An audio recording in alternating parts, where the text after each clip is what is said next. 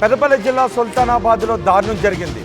వివాహేతర సంబంధం పెట్టుకున్నారనే కారణంతో అశోక్ నగర్లో ఇద్దరిని, ఒక మహిళను ఒక పురుషుడిని ఒక బోర్వెల్ కట్టేసి స్థానికులు కొట్టిన ఘటన చోటు చేసుకుంది. ఇప్పుడు మీరు వాళ్ళిద్దరిని ఆర్టీవీ స్క్రీన్ పైన చూస్తున్నారు.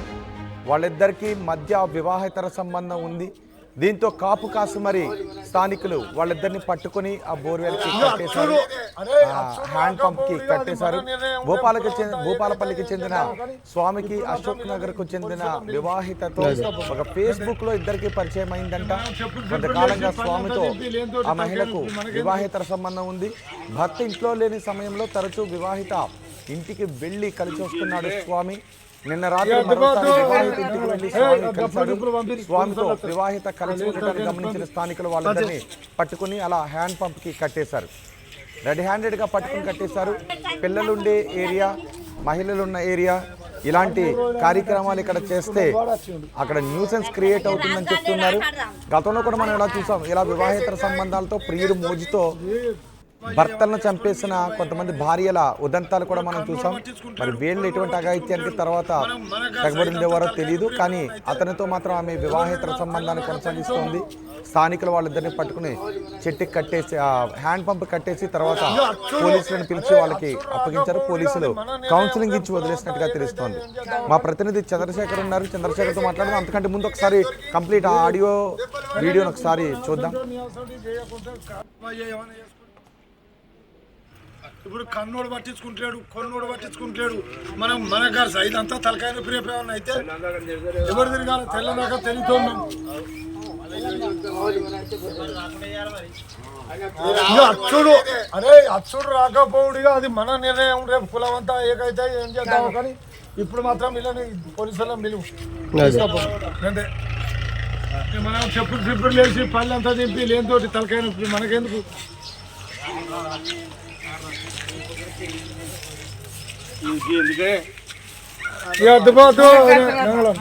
డప్పులు గిప్పులు పంపి పోలీసు వాళ్ళు వస్తారు. లేదు తలకాయ పంపి పంచే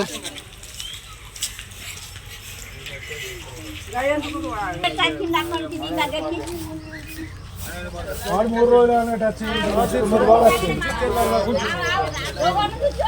మారాలి.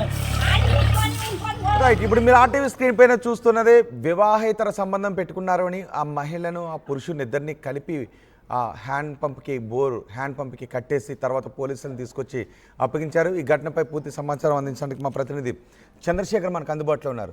చంద్రశేఖర్, ఈ ఘటనకు సంబంధించి మీ దగ్గర ఉన్న సమాచారం ఏంటి? రోహిత్, తెలుగు రాష్ట్రాల్లో ఇటీవల కాలంలో ప్రియుని మోజులో పడి భర్తలను హతమారుస్తున్నటువంటి ఘటనలు, పిల్లలను సైతం అడ్డు తొలగిస్తున్నటువంటి ఘటనలు రోజు రోజుకు పెరుగుతున్నటువంటి ఈ క్రమంలో పెద్దపల్లి జిల్లా సుల్తానాబాద్ మండల కేంద్రంలోని అశోక్ నగర్ అనే ప్రాంతంలో గత 3 రోజుల నుంచి భర్త ఇంట్లో లేని సమయంలో ఓ వివాహిత మరో పురుషుణ్ణి రప్పించుకున్నది. అక్కడే వివాహేతర సంబంధం కొనసాగుతుంది. తరచూ వస్తున్నాడు గత కొంతకాలం నుంచి. ఇది ఫేస్బుక్ పరిచయం కాస్త ప్రేమగా మారింది, వివాహేతర సంబంధానికి దారితీసిందని సమాచారం అందుతుంది. ఈ క్రమంలో భర్త కొంతకాలం నుంచి హైదరాబాద్ లాంటి ప్రాంతాల్లో ఉపాధి నిమిత్తం వ్యాపారము, ఉపాధి అన్ని కొరికి వెళ్తున్నటువంటి పరిస్థితి. దీంతో ఆ ప్రియుని మోజులో పడిపోయింది, ఎవరిని పట్టించుకోవట్లేదు అనేటువంటి సమాచారం ఉంది. స్థానికులు పక్కాగా సమాచారం తెలుసుకొని ఎప్పుడు వస్తున్నాడు, ఎప్పుడు వెళ్తున్నాడు తెలుసుకున్నారు రోహిత్. ఈ క్రమంలో మాటు వేసి వాళ్ళను రెడ్ హ్యాండెడ్ గా పట్టుకొని అక్కడే చితకబాది మీకు తగిన బుద్ధి చెప్పాల్సిందే, ఇటీవల జరుగుతున్నటువంటి పరిణామాలను చూసైనా మీకు బుద్ధి రావట్లేదా అని చెప్పేసి మందలించారు. తీవ్ర పదజాలంతో దూషిస్తూ అక్కడే ఉన్నటువంటి ఒక పోలుకు కట్టేశారు.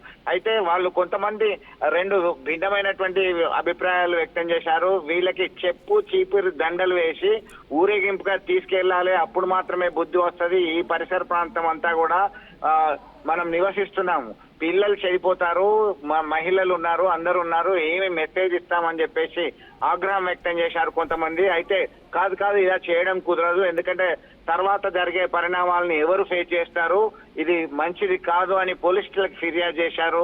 దీంతో పోలీసులు వచ్చి ఇరు వర్గాలకు సంబంధించినటువంటి వాళ్ళని శాంతింపజేసి వీళ్ళిద్దరి పైన కేసు నమోదు చేసినట్టుగా సమాచారం అందుతుంది. దీంతో తీవ్ర మనస్తాపానికి గురైనటువంటి సదరు మహిళ బాత్రూంలోకి వెళ్ళి ఆత్మహత్య యత్నానికి ప్రయత్నించినట్టుగా సమాచారం అందుతుంది రోహిత్. దీంతో గమనించినటువంటి స్థానికులు ఆసుపత్రికి తరలించారు.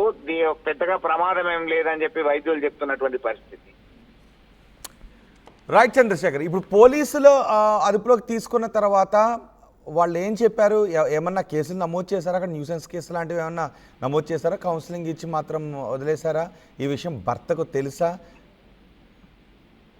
భర్త అందుబాటులో లేడు, భర్త హైదరాబాద్ లో ఉన్నాడు. వారికి తెలియజేసే పరిస్థితిలో మేము స్థానికులంతా కూడా ఖచ్చితంగా వాళ్ళకి వివరిస్తామని చెప్పి ఘంటాపథంగా చెప్తున్నారు. అయితే పోలీసులు వీళ్ళని అదుపులోకి తీసుకున్న తర్వాత కేసులు నమోదు చేశారు. ఇద్దరికి కూడా పిలిచి ఇదేంటి ఇట్లా ఎంతకాలం నుంచి జరుగుతుంది అంటే పూర్తిగా సమాచారం సేకరించారు. ఇరు వర్గాలకు సంబంధించిన డీటెయిల్స్ సేకరించి పంపించేటువంటి ప్రయత్నం చేస్తున్నటువంటి క్రమంలో ఒక్కసారిగా ఆమె తీవ్ర మనస్తాపానికి గురైనట్టుగా తెలుస్తుంది రోహిత్. దీంతో ఈ అఘాయిత్యానికి పాల్పడింది అన్నట్టుగా సమాచారం అందుతుంది. అయితే భర్త ఇంకా రాలేదు, హైదరాబాద్ లోనే ఉన్నాడన్నట్టుగా తెలుస్తుంది రోహిత్. రైట్ చంద్రశేఖర్, వివాహేతర సంబంధం పెట్టుకున్న ఇద్దరిని పెద్దపల్లి జిల్లా సుల్తానాబాద్లో కట్టేశారు. వాళ్ళిద్దరిని పట్టుకుని రెడ్ హ్యాండెడ్గా పట్టుకుని అక్కడ ఒక బోర్ హ్యాండ్ పంప్కి కట్టేశారు. తర్వాత పోలీసులకు అప్పగించారు. వాళ్ళిద్దరిని కట్టిన దృశ్యాలు కూడా నిజానికి అలా కట్టేసిన దృశ్యాలు కొంత బాధాకరంగా అనిపిస్తూ ఉంటాయి. ఒకవేళ వెంటనే పోలీసులకు అప్పగించవచ్చు, కానీ ఇలా అవమానపరిచి కట్టేసి వాళ్ళని కొట్టి దూషించి ఆ తర్వాత పోలీసులకు అప్పగించడం అనేది కొన్ని హక్కుల ఉల్లంఘన కిందకే వస్తుంది. కానీ అక్కడ వీళ్ళు ఇలాంటి చర్యలకు పాల్పడడం వల్ల ఇక్కడ న్యూసెన్స్ క్రియేట్ అవుతుంది. మా దగ్గర ఎదిగిన పిల్లలు ఉన్నారు, వాళ్ళందరూ పెడదారిని పట్టే అవకాశాలు ఉంటాయనే భయాందోళన అక్కడ స్థానికులు వ్యక్తం చేస్తున్నారు.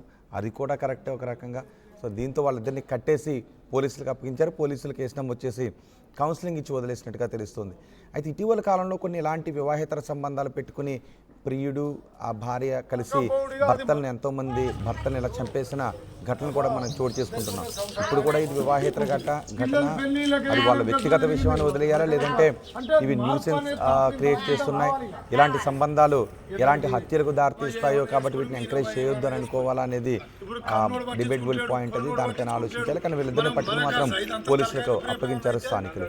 ఈ ఘటన గురించి మీరు ఏమనుకుంటున్నారో మీ అభిప్రాయాన్ని కామెంట్ బాక్స్లో తెలియజేయండి. అచ్చుడు అచ్చుడు రాకపోవుడిగా అది మన నిర్ణయం. రేపు కులం అంతా ఏకైతే ఏం చేద్దాము, కానీ ఇప్పుడు మాత్రం వీళ్ళని పోలీసుల మిలువు అంతే. మనం చెప్పులు లేచి పళ్ళు అంతా దింపి లేనితోటి తలకాయ నొప్పి మనకెందుకు?